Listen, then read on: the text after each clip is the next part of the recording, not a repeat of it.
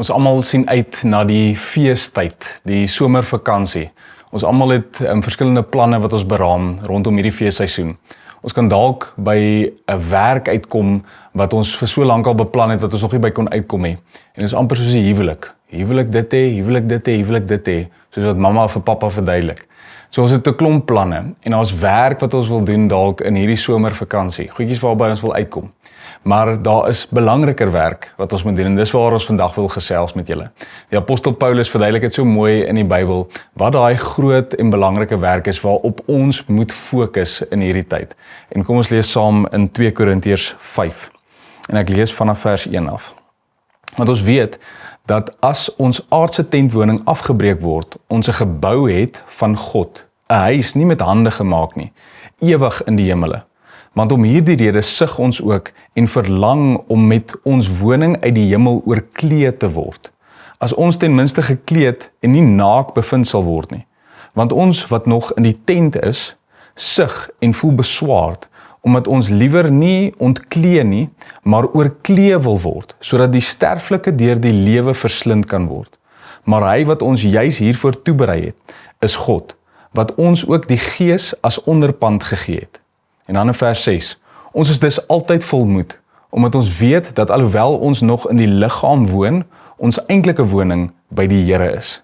En dan wil ek vers 9 ook lees wat sê, ons streef in elk geval daarna, of ons nou ook al hier tuis is of nie, om hom tevrede te stel.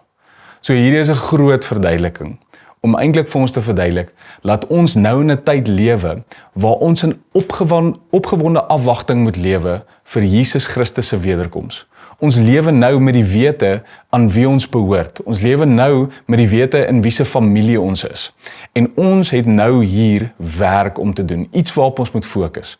En hier is 3 belangrike gedagtes wat ek hier wil uitvat, wat oorspoel in ander fasette van ons lewens ook. En hierdie eerste gedagte is die hart. Die tweede gedagte waaraan ons moet werk is die huis. En die derde is die kerk. So kom ons kyk na die hart. In die hart is waar ek moet aan werk, my eie persoonlike hart, waar ek ware vreugde en vrede kan vind. Nou, die waarheid is, dat ware vreugde en vrede is iets wat ons slegs in Jesus Christus, ons koning, ons Here en ons meester kan vind. En iets wat ons regtig van daai vreugde en daai vrede kan ontneem, is die gedagte van die onsekerheid van waarna toe is ek op pad. Waar gaan ek opeindig? Waar as my tydelike lewe op aarde tot niet gaan, of tot 'n einde kom, waartoe gaan ek daarna? En is 'n uiterste benoudheid wat mens oorval, as mens dink, dat ek vir 'n ewigheid moet brand. En hierdie is nie om vrese mense te verwek nie, hierdie is om die waarheid aan mense bekend te maak. Laat daar soos 'n pad na die lewe en 'n pad na die dood. En my werk nou hier op aarde is om te werk aan my hart. Dit wat my hart van vol is, gaan my mond van oorloop. Ons lees dit in die woord. En ek moet 'n sekerheid hê van dit wat ek in my hart in toelaat. Of wat in my hart geïdentifiseer kan word, wat skeiding bring tussen my en die Here. Wat my ontneem van daai ewige woning wat hiervan gepraat word. Want ons sien opgewonde uit na daai ewigheid saam met Jesus Christus in die hemel. Ek weet nie van julle nie, maar dis iets waaroor ek regtig opgewonde is in hierdie tyd. So ons moenie onseker wees na waant ons op pad is nie. So vra die vraag, is daar iets in jou hart waaraan jy moet werk? Want die hart is iets waaraan ons nou in hierdie tyd moet werksaam wees. Dan sê die tweede gedagte is die huis waaraan ons moet werk.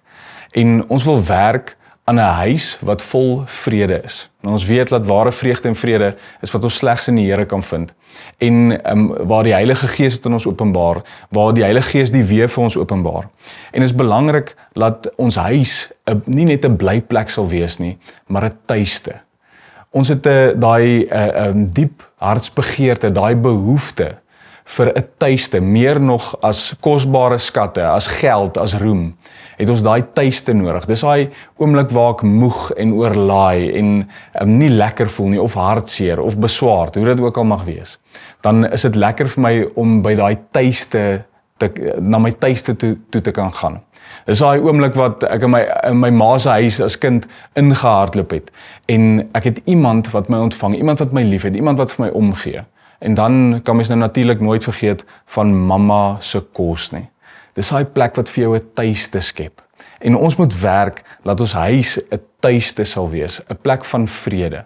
En daai vrede, weer eens, is iets wat ek slegs in Jesus Christus sal vind.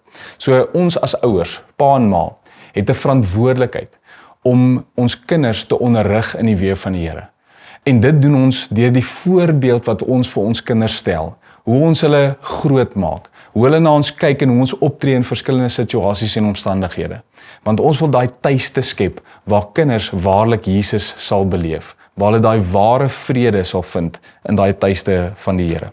Dan ook dissipline, waar 'n pa se verantwoordelikheid is om kinders te dissiplineer. En Spreuke 22 vers 6 verduidelik dit so mooi, waar hy sê, in my eie woorde, leer 'n kind wanneer hy jonk is, en wanneer hy ouer word, sal hy nie daarvan afwyk nie.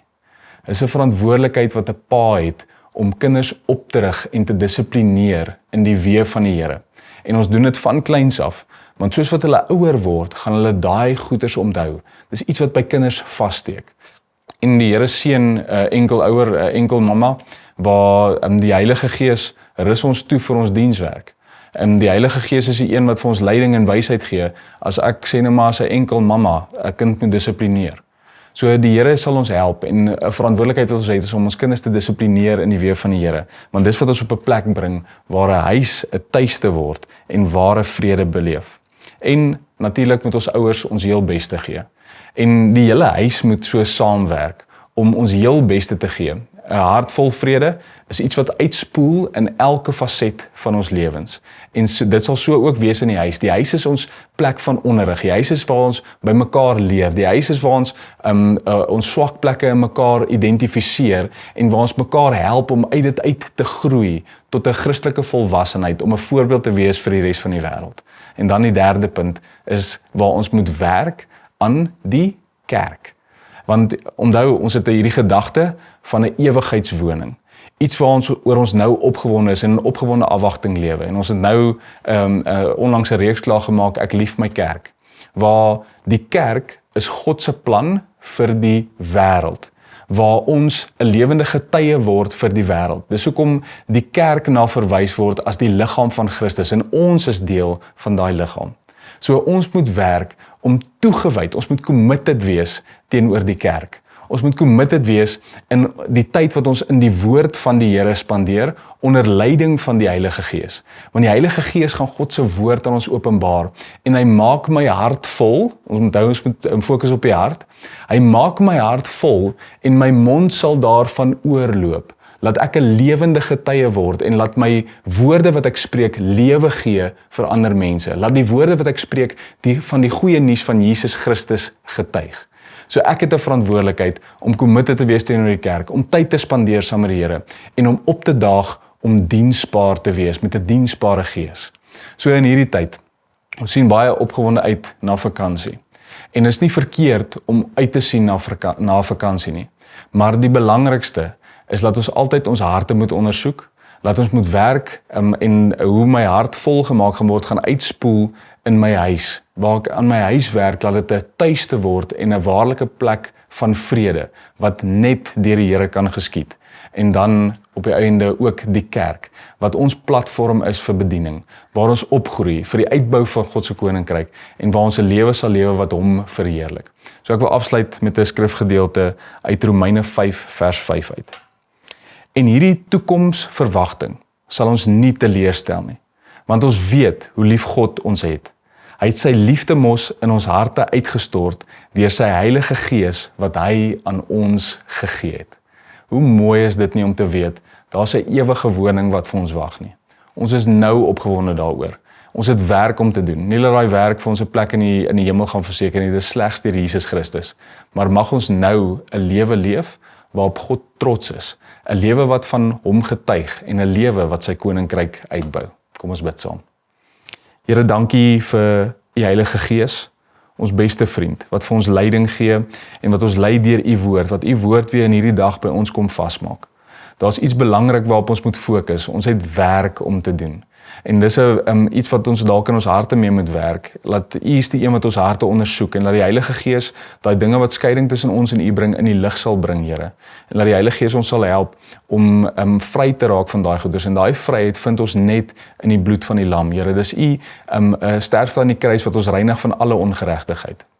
En dan ook het ons 'n verantwoordelikheid in ons huise om ons familie op te rig, om koningskinders te word, om 'n lewende getuie te wees in ons families, Here. Dit is 'n groot verantwoordelikheid, maar laat ons huise 'n tuiste sal word. 'n Tuiste waar ons waarlik die vrede van U, ons koning, ons Here en ons meester kan beleef. En dan ook die kerk. Ons het 'n verantwoordelikheid teenoor die kerk.